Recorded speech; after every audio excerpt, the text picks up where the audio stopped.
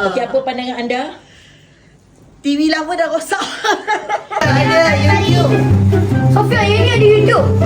Oh, ada. Hai everyone, hari ni Nita datang dekat kedai ni. Kedai apa ni? HK Chain Store. Yang mana dekat sini ada macam-macam.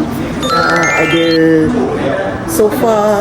Bukan ada sofa dekat sini ada macam-macam. Dia ada mesin basuh, barang-barang elektrik. Lepas tu kita orang macam Nita nak beli TV. Kita beli TV jenis mini LED untuk raya ni. Sebab TV kat rumah tu dia dah rosak. So ni TV yang kita beli.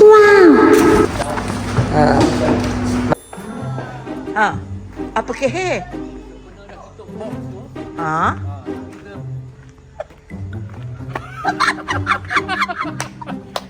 Sebenarnya dah tutup box peti. Peti box. Serius ah? Serius ah? Fuyo. Netflix ah. Kakak dah clean dah atas meja tu.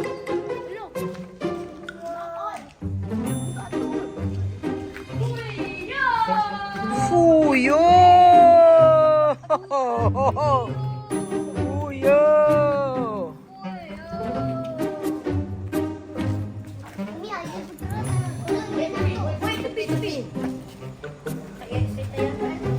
Apa pandangan anda? Best gila. Apa pandangan anda? Best gila. Ni ada YouTube tak? All clear. All clear. YouTube ada. Ada YouTube. Sofia, yang ni ada YouTube. Oh, ada YouTube. Ada YouTube, ada Netflix. Boleh tengok Ultraman.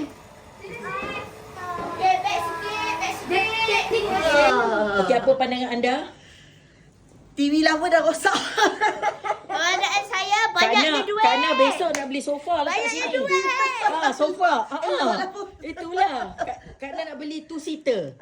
Nak letak sini. Mama, Okay, best. Mama. Apa pandangan anda? Nak buat movie malam ni. TV. Memang Macam mana? Mak tidur dah. TV baru. Dia kena ke belakang sikit ke? Kena ke belakang sikit. ini TV apa ni weh? Kakak. So you guys, macam mana hari ni? Okay. I want to make camping tonight. Camping tonight. Camping If Mama bagi, camping. Camping. If kuku lagi, kita Punya boleh. bawa api. Bakar. Gunung pancake. TV baru.